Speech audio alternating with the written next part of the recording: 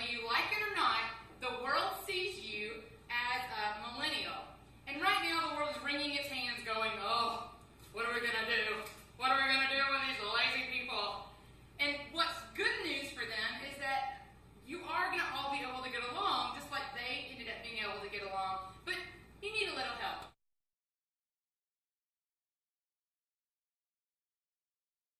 My name is Kristen Scroggin. I am the owner and founder of Millennials R Us Incorporated. And I'm here to kind of help you negotiate this business world a little bit better. And what I'm going to do is I'm going to tell you 5 things that you can do to make your boss hate you less. Which sounds good because they're probably going to hate you anyway because you're young and beautiful, right? So what kind of things can we do to make them hate us a little bit less? I'm going to give you 5 main tips that hopefully are going to help you. Are you ready to say yep? Yep. Awesome. First tip I've got for you is you need to shut the face up.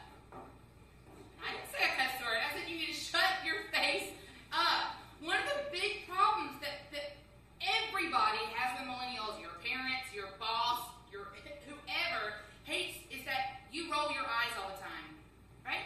When you disagree with something, your eyebrow goes, right? And they're like, oh, you rude little sucker. I can't believe you just did that.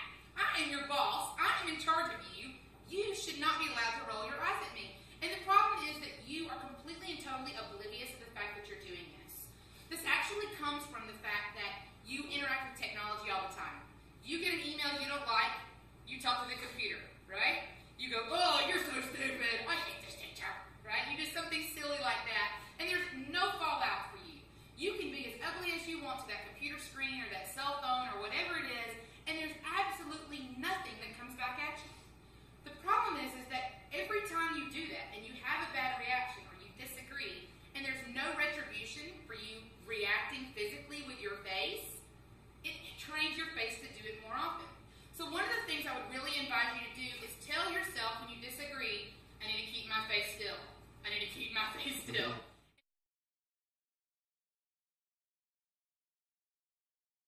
The thing that I would encourage you to do is get a watch. There is a lot of really strange problems people have with you and cell phones. Major problems. I recently conducted a survey, and over 90% of the people, I have over 100 answers right now, over 90% of the people that have been surveyed that were born before 1982 has said that it bothers them when you get out your cell phone during meetings. It bothers them. Not just your parents and you're like, oh, whatever. It bothers them, wherever you are, that you get your cell phone out. Now, most of you don't wear watches, do you? The vast majority of this generation does not wear a watch. So how do you find out what time it is?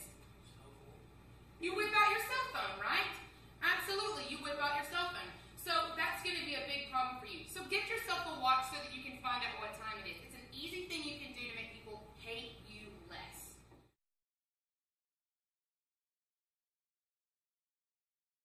Next thing I would encourage you to do is enjoy where you are now. This is one of the big complaints that baby boomers and Generation Xers have with the millennial generation is that you treat the job that you're in now as if it's only a stepping stone, right?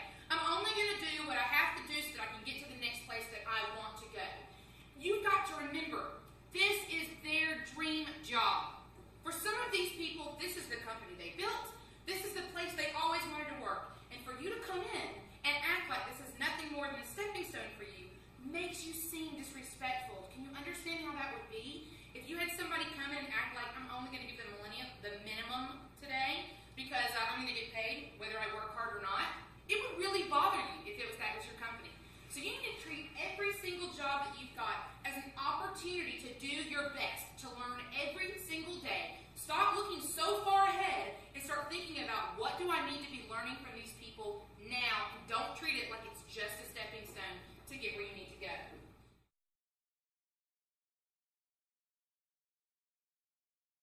Remember that entitlement is an 11-letter word. It's not a 4-letter word, but you should start to treat it that way. It is the worst thing, the worst label, in my opinion, that's ever been dropped on a generation ever. It is, in my opinion, worse than being a rebel, right? Because what is entitlement? It's essentially acting like you're owed something when you haven't worked for it. This is the word that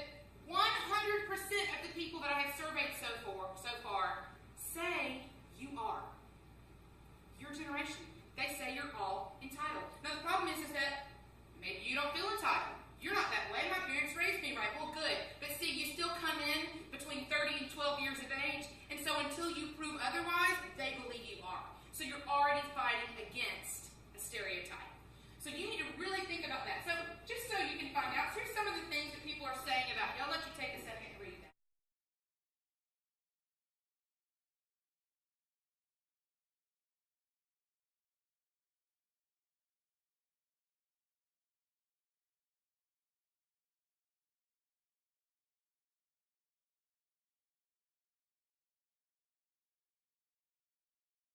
Doesn't look good for your job, huh? You know, one of the things that people say right now is, this is the most underemployed generation that we've ever had. Do you really think, if you're getting responses like this, that it's the economy? Or is it that they just simply don't want to have to hire people that act this way? This is a big problem. And so what you need to realize is, nobody owes you anything. Anything. You really are 100% replaceable. Nobody cares that you have a college degree. In 1972, there were already over 800,000 people in college. This is not a new thing.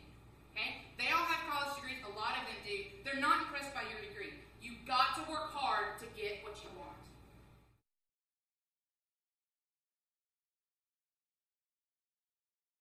And the last thing I tell you is this. You need to give more, expect less. Give more, expect less. Say it for me. I got to hear you say it. Give more, expect less. Expect less. Absolutely. You've got a lot of great things to offer. You're creative. You're technologically savvy. You're not afraid to try things and totally mess the computer up. This is a huge advantage in companies. A lot of people are so scared of blowing up the server, they won't try anything new. This is a huge advantage. But don't forget, you are not the best thing on two legs. You're not the best thing on two legs. There are a lot of people that have a lot of talents. You're not the only talented person who is out there. And so, if you're going to really get ahead, whenever people say, who wants to do this? You need to be me. Right? Who needs to, we've got a project, somebody's going to have to stay late, you need to be me.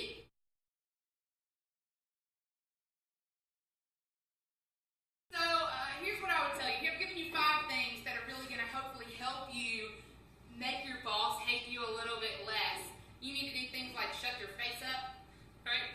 You need to get a watch. You need to enjoy where you are now. You need to remember to not act in an entitled way, and you need to give more and expect less. And hopefully what this will do is it'll help you build a relationship up front with your bosses and your coworkers that makes them not constantly want to resist everything that you have to bring to the table.